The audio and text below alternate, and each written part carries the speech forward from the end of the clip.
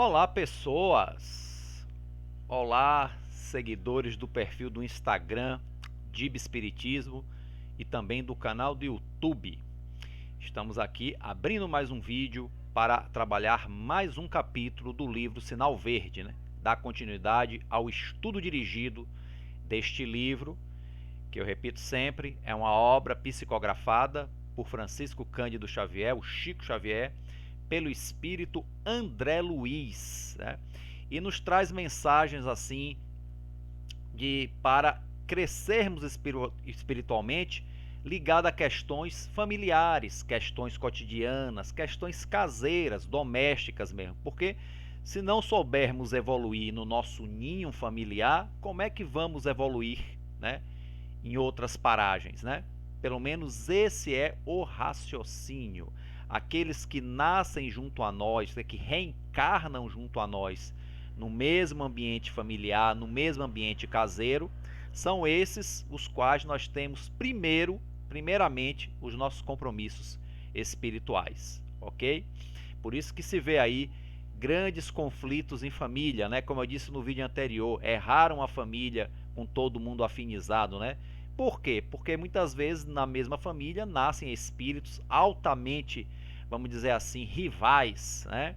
Com questões espirituais bem difíceis de inimizade de encarnações passadas e que reencarnam na mesma família, muitas vezes bem próximos, como irmãos, pai, filho, mãe, etc., para se harmonizarem, né? E que devido à rebeldia de nós, espíritos ainda, né? Ainda no início, não vou dizer no início, né? Mas ainda engateando na evolução espiritual, a gente acaba seguindo para o lado negativo. Por isso, às vezes, a gente vê tantas tragédias em família, né? O máximo que a gente pode ver é uma tragédia, o mínimo são os desentendimentos, né? Muito habituais, né?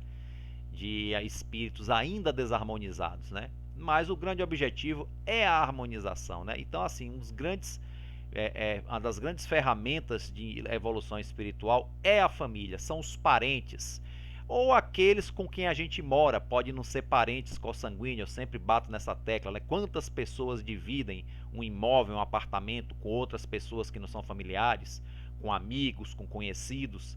Então o exercício é praticamente o mesmo, né? E hoje vamos ao capítulo 9. Eu repito muitas vezes isso no início do vídeo. Para quem está acompanhando os vídeos até agora, gente, eu sou um pouco repetitivo no início, porque pode ter gente que está chegando agora, né? Então, obrigado pela paciência com este que está fazendo a preleção, né? Então vamos continuar o nosso sinal verde, né? Que é a simbologia que André Luiz usa, né? Para a gente seguir em frente, né? O sinal verde, sinal de trânsito, temos que nos libertar dos nossos compromissos negativos, né? E esse livro dá uma ajuda a mais, né? A compreensão, o estudo, compreensão e prática da doutrina espírita já é uma ferramenta belíssima. E este livro vem a acrescentar isso, né? Este livro Sinal Verde. Então, capítulo 9 se chama Apresentações, né? Então vamos ver. No capítulo 9, o primeiro parágrafo diz: em se vendo o objeto de apresentação, não se deve anunciar seus títulos e lances autobiográficos, mas se você apresenta alguém, é justo lhe decline o valor sem afetação. Quer dizer, quando alguém te apresentar, esse aqui, né? Você geralmente quer que a pessoa diga que eu sou um doutor, sou um não sei o que tal, que você não tenha esse tipo de preocupação, porque isso só acirra a vaidade. Se você realmente estudou, batalhou para ter seus títulos, mestrado, doutorado, isso é um mérito seu.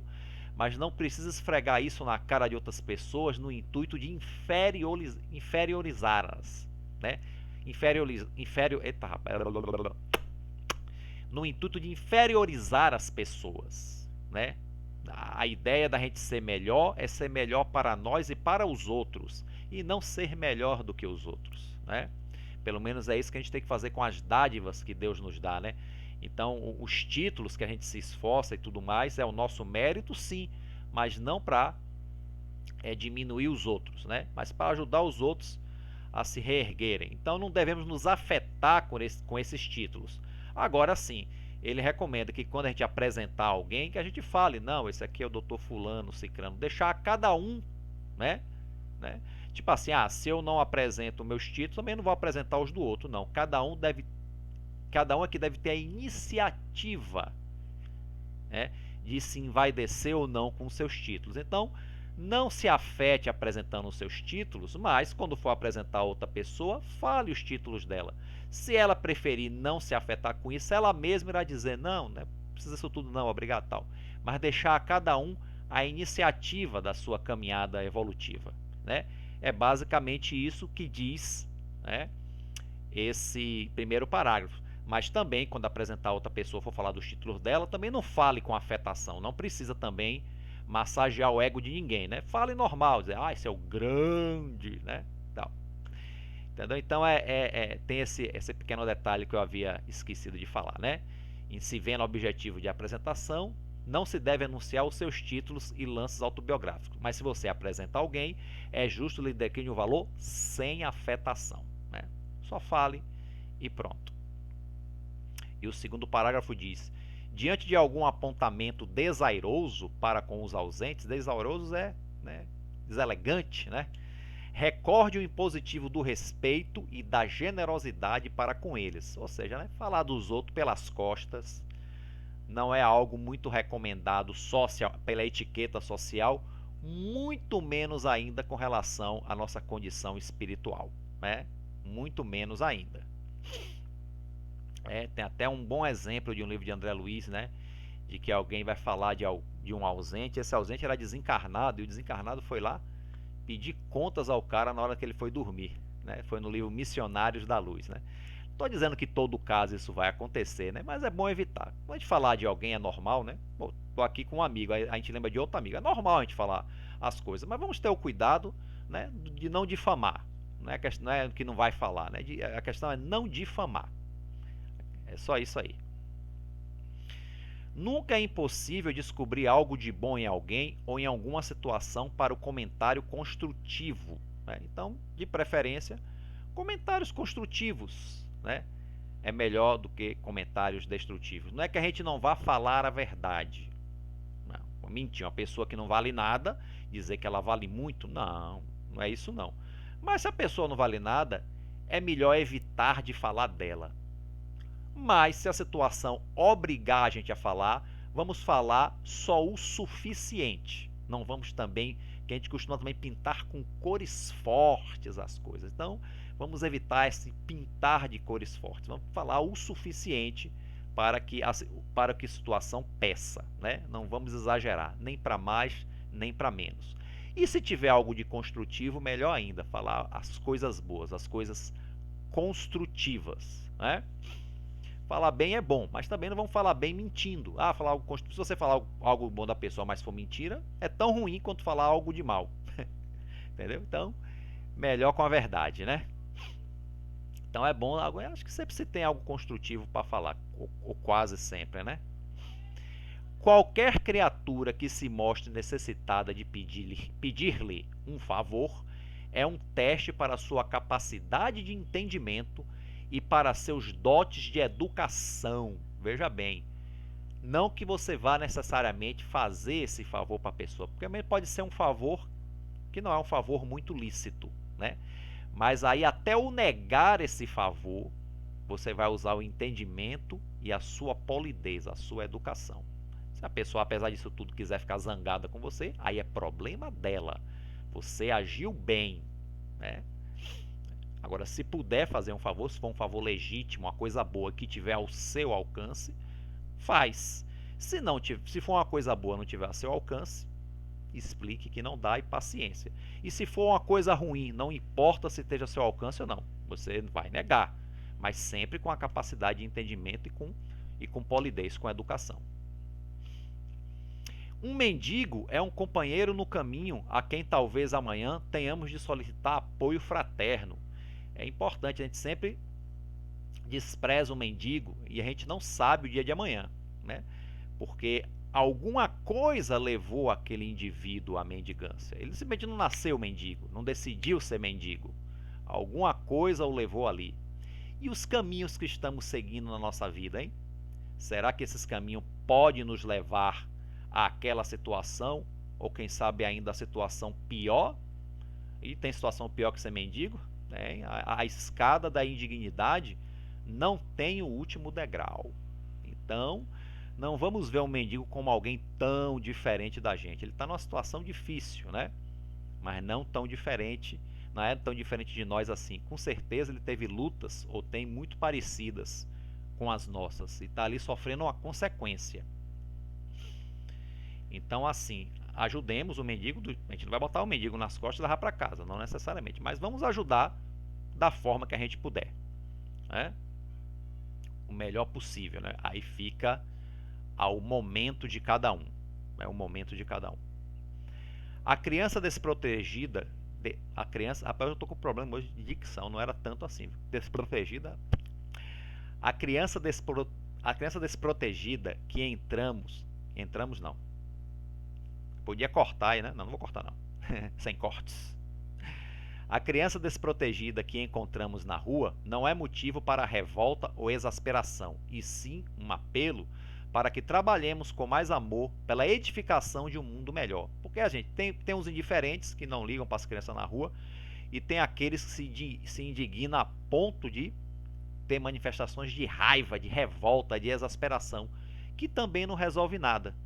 Trabalhemos para um mundo melhor, para que esse mundo não tenha que ter mais crianças abandonadas, né? Vamos aí contribuir com uma ONG que ajude, uma ONG honesta, que ajude crianças de rua, né? Centros espíritas que ajudam e tudo mais. Qualquer coisa que façam alguma coisa positivamente útil para essa situação. Porque só a revolta em si não adianta em nada, né? Então vamos lá. Não adianta reprimenda para o irmão embriagado. Ih, tá lá o cara bebum, cheio do pau, e você vai repreender. Não adianta, ele não vai ouvir, ele vai querer mais um gole, né? Eu já lidei muito com esse tipo de situação, né? É massa. Não adianta reprimenda para o irmão embriagado, em vez que ele, por si mesmo, já se sabe doente e menos feliz, né? Eu tinha até um grande amigo, né? Que era assim, a gente falava, ele fazia, eu sei que eu tô lenhado mesmo, quer dizer, eu sou assim, quer dizer, eu já tô nesse mar de álcool e não tenho jeito de voltar não, né? E aí realmente a pessoa nessa situação fica entregue a si mesma. A gente ajuda naquilo que a gente pode, né? E eu e minha mãe ajudávamos ele naquilo que a gente podia, mas a vontade dele não era firme de sair daquele mar, né? E aí perdemos o contato com ele há alguns anos e hoje eu nem sei se ainda está encarnado, né? Espero que nesse meio termo ele tenha se livrado do vício, quem sabe, né? Pensar positivo, né? Então não adianta repreender quando ele está bêbado, ele não adianta, ele já está embriagado, né? Quando ele está sóbrio, ele até ouve, né? Mas acaba voltando a beber de novo, né? Porque realmente a, a decisão primeira tem que ser do indivíduo. O cara toma a decisão, mas não consegue sozinho, porque o vício é muito grande. Aí que o outro entra, aí que nós entramos. Com aquilo que for possível, levar para Alcoólicos Anônimos, ajudar na desintoxicação dele, levando numa clínica, o que puder ser feito, né? O que puder ser feito. E principalmente o apoio moral, o apoio carinhoso, né? O afeto nesse momento é muito importante. Além da ajuda médica, ajuda psicológica, o afeto é muito importante. Outro parágrafo. Toda vez que você destaque o mal, mesmo inconscientemente, está procurando arrasar o bem, né? Porque a gente sempre destaca o mal, né? A gente vê uma notícia ruim, a gente sempre, assim tal. Porque nos causa revolta, é natural. Mas vamos tentar não dar tanto destaque para o mal, inicialmente, até não darmos destaque nenhum. Não é fechar os olhos para o mal, não é uma alienação. É não fazer ele crescer, não botar ele no outdoor. O mal não merece propaganda, né? Vamos destacar sempre o bem. Se é necessário falar do mal, falemos do mal com o devido, vamos dizer assim, com a devida prudência, né? Com a devida prudência. Mas não dando destaque, e sim lamentando ele, né? Porque infelizmente ele existe, né?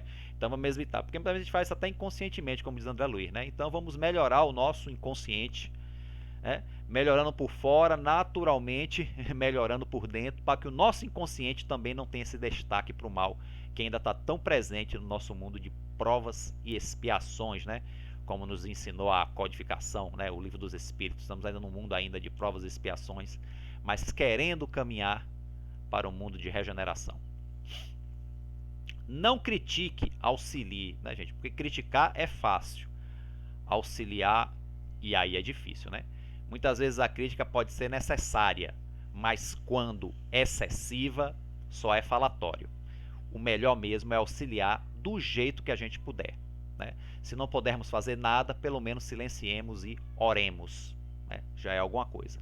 Se não podemos ajudar, pelo menos não pioremos a situação. Isso aí isso aí já se torna uma ajuda, né? E o último parágrafo, enfim: para qualquer espécie de sofrimento é possível dar migalha de alívio e amparo, ainda quando semelhante migalha não passe de um sorriso de simpatia e compreensão. Então, se a gente não pode acabar com o sofrimento do outro, podemos dar uma migalha, né, de alívio, nem que seja um sorriso, nem que seja uma compreensão, nem que seja sentar junto e ficar em silêncio sem falar nada, só para a pessoa ver que você está ali, né? Porque muitas vezes a pessoa não quer falar nada, né? Ficar em silêncio ali. Então, assim, o nosso silêncio, o nosso sorriso, a nossa compreensão, que é muito difícil ser compreensivo, né? Acima de tudo, já ajuda, mesmo que não possamos resolver, damos essa ajuda, e se não pudermos ajudar, como eu falei anteriormente, pelo menos não pioremos a situação. Ok, gente? Então vamos lá, se não pudermos ajudar, não pioremos, mas o melhor é que ajudemos, nem que seja com uma migalha de alívio, como diz André Luiz, um sorriso, uma palavra, um silêncio, uma oração, né? Só a situação vai dizer exatamente qual é a atitude a tomar, né? Não há uma receita para todos, porque somos diferentes, né? E temos formas diferentes de reagir a todas as questões da vida, tanto as ruins quanto as boas, ok? E assim encerramos este capítulo 9 do livro Sinal Verde, ok, gente? Então, a todos que assistiram esse vídeo, muito obrigado, até o próximo e fiquem com Deus.